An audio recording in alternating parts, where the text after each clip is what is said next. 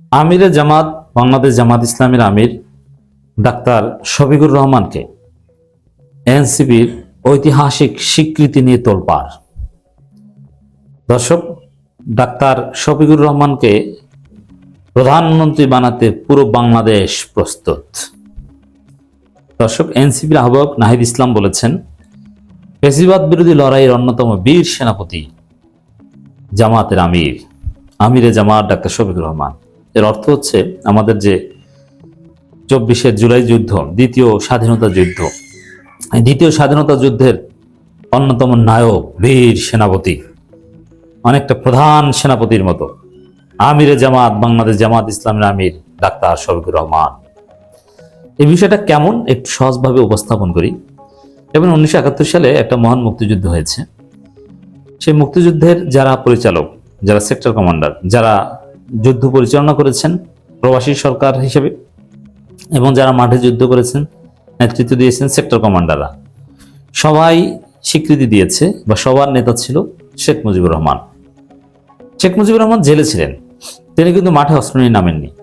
কিন্তু it's true যে শেখ মুজিবুর রহমানের নেতৃত্বে আমরা যুদ্ধ করছি। সমস্ত সেক্টর কমান্ডার থেকে শুরু করে সমস্ত মুক্তিযুদ্ধের পরিচালকদের নেতা ছিলেন শেখ মুজিবুর রহমান। অতএব শেখ মুজিবুর রহমানের নেতৃত্বে এবং নামেই 1971 সালে মহান মুক্তিযুদ্ধ সংগঠিত হয়েছে। এটা হচ্ছে রিয়ালিটি। এটা যারা অস্বীকার করবেন এটা স্রেফ ফাত্রামি। 1971 সালে যে প্রবাসী সরকার ছিল, যে সরকারটাই তো যুদ্ধ চালিয়েছে, পরিচালনা করেছে, সেই সরকারটা তো আওয়ামী লীগ সরকার ছিল এবং সেই সরকারের প্রধান ছিলেন শেখ মুজিবুর রহমান। দর্শক, এই জায়গায় সমস্ত সেক্টর কমান্ডারদের নেতা ছিলেন শেখ মুজিবুর রহমান। এটা তারা স্বীকার করেছেন। শেখ মুজিবুর রহমান এই কারণেই তো মুক্তিযুদ্ধের সর্বাধিনায়ক বলা হয় তাকে। হ্যাঁ, তিনি দেশ স্বাধীন হওয়ার পর দেশে এসে কি আকাম করেছেন এটা নিয়ে আমি আলোচনা করছি না। 75-এর 15ই আগস্ট যে হক ছিল এটা আমি বিশ্বাস করি, কিন্তু তার নেতৃত্বে, তার নামে যে বাংলাদেশের মুক্তিযুদ্ধ পরিচালিত হয়েছে এটা অস্বীকার করার কোনো সুযোগ নেই।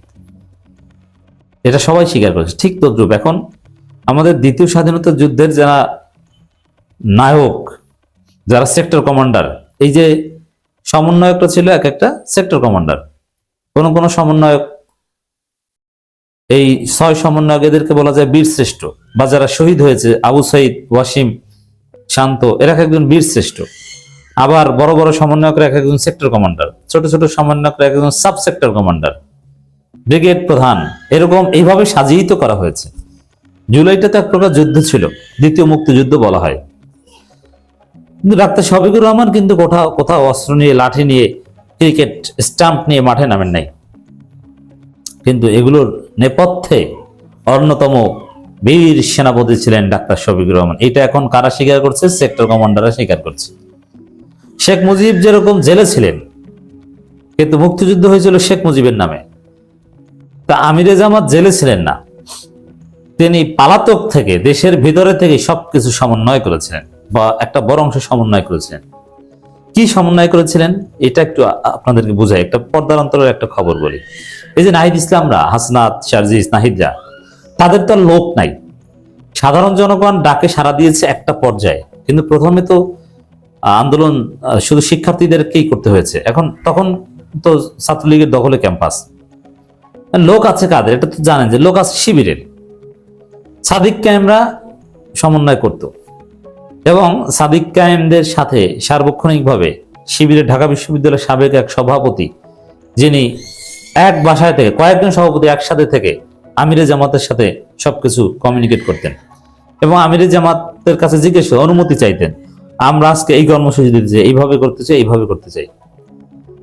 তা আমিরে জামাত তিনি ঢাকা বিশ্ববিদ্যালয় শিবিরকে ব্ল্যাঙ্ক চেক দিয়েছেন যে এই যে হাসনাত, শারজিস, নাহিদ বা ওরা যারা সমন্বয়ক আছে, আসিফ, ওদের সাথে সমন্বয় করে যা করা দরকার করো, কি লাগবে আমাকে বলো, আমি দিই।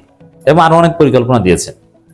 লোক লাগবে, অ্যাম্বুলেন্স লাগবে, হাজার হাজার লোক লাগবে, 10 মিনিটে 2000 লোক লাগবে, 5000 লোক লাগবে। আমিরে জামাত সবকিছু দিয়ে দিয়েছে, কারণ আমিরে জামাতের হাতে এগুলো কোনো ব্যাপারই না। অমুক জায়গায় ঝামেলা করতে গেছে, লোক লাগবে। অমুক জায়গায় সমন্বয় আটকা পড়েছে, তাকে রোগী সাজিয়ে অ্যাম্বুলেন্সের মাধ্যমে বের করে আনতে হবে ডিবির চোখ ফাঁকি দিয়ে। জামাতের পক্ষে এটা সম্ভব। আমিরে জামাত সবকিছু ব্ল্যাঙ্ক চেক দিয়েছিলেন এবং সবকিছু তিনি সমন্বয় করতেন। এখানে আন্দোলনের মূল কেন্দ্রবিন্দুতে ছিল এই নাহিদ, আসিফ, হাসনাত, সার্জিস, এই সমন্বয়করা। আর এই সমন্বয়কদের মূল সমন্বয়ক ছিলেন সাদিক কায়েম, আর সাদিক কায়েমের সমন্বয়ক ছিলেন আমিরে জামাত। তাহলে বীর সেনাপতি কেন, বুঝতে পারছেন এবার খেলাটা কোন জায়গা থেকে হয়েছে, কোন জায়গা থেকে লাইন কানেকশন শুরু হয়েছিল।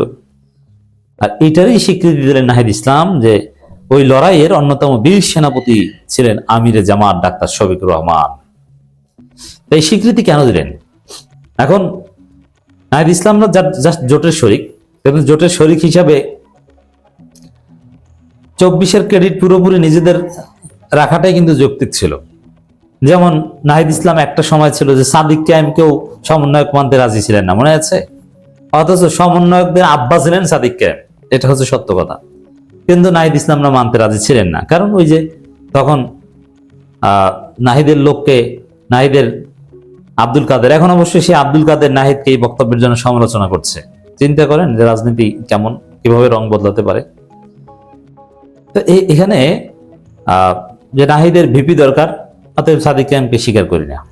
কিন্তু এখনকার আমিরে জামাতকে এই স্বীকৃতিটা দিয়ে দিলেন, কারণ আমিরে জামাতকে প্রধানমন্ত্রী বানাতে চায় এখন নাহিদ ইসলামরা।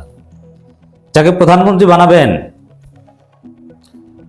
তাকে তো স্বীকৃতি দিতে হবে, তাকে তো গ্লোরিফাই করতে হবে, তার সত্য অবস্থানটা তো জাতির সামনে তুলে ধরতে হবে। অতএব নাহিদ ইসলামের যে স্বীকৃতি, ফ্যাসিবাদ বিরোধী লড়াইয়ের অন্যতম বীর সেনাপতি, জামাতের আমির, এটা জামাতের আমিরকে প্রধানমন্ত্রী বানানোর একটা ঘোষণার মতো। শফিউল আলম প্রধানের ছেলে রাশেদ প্রধান স্পষ্ট করে বলেছেন যে 299 আসনে ভোট দেওয়া হবে এমপি বানাতে, আর ঢাকা 15 আসনের ভোটাররা আপনারা ভোট দেবেন আগামীর প্রধানমন্ত্রী বানাতে।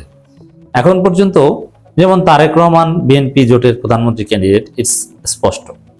কিন্তু জামাত জোট জিতলে প্রধানমন্ত্রী কি হবেন এটা এখনো স্পষ্ট নয়, তবে স্পষ্ট হচ্ছে নাহিদ ইসলামের এই বক্তব্য এবং রাশেদ প্রধানের ওই বক্তব্য, তার অর্থ হচ্ছে যে তাদের প্রধানমন্ত্রী ক্যান্ডিডেট ডাক্তার শফিকুর রহমান। এখন যদি একই ব্যক্তি দলের প্রধান এবং সরকার প্রধান না হতে পারেন, তাহলে ডাক্তার শফিকুর রহমান প্রধানমন্ত্রী হবেন, আর দলের প্রধান হবেন হয়তো অধ্যাপক মুজিবুর রহমান। এভাবে আগামী দিনে যাবে। নাহিদের এই বক্তব্য, রাশেদ প্রধানের বক্তব্য মূলত ডাক্তার শফিকুর রহমানকে প্রধানমন্ত্রী হিসেবে এক প্রকার পরোক্ষ ঘোষণা। এই ঘোষণাটা ধীরে ধীরে সামনে আসবে। আমরা স্পষ্টত দেখতে পাচ্ছি আমিরে জামাত, বাংলাদেশ জামাত ইসলামের আমির ডাক্তার শফিকুর রহমানকে প্রধানমন্ত্রী হিসেবে গ্রহণ করতে পুরো জাতি প্রস্তুত, প্রধানমন্ত্রী বানাতে জোট প্রস্তুত। অতএব আগামীর প্রধানমন্ত্রী ডাক্তার শফিকুর রহমান, চারদিকে এটা ছড়িয়ে দিন, প্রচার করুন ভোটের মাঠে, আমাদের প্রধানমন্ত্রী হবে ডাক্তার শফিকুর রহমান, আমিরে জামাত ডাক্তার শফিকুর রহমান। কোন ইন্টার পাস প্রধানমন্ত্রী নয়, একজন এমবিবিএস ডাক্তার বাংলাদেশের প্রধানমন্ত্রী হবেন। অবশেষে বাংলাদেশ একজন উচ্চশিক্ষিত 100% সৎ ভেজাল মুক্ত একজন প্রধানমন্ত্রী পেতে যাচ্ছে ইনশাআল্লাহ।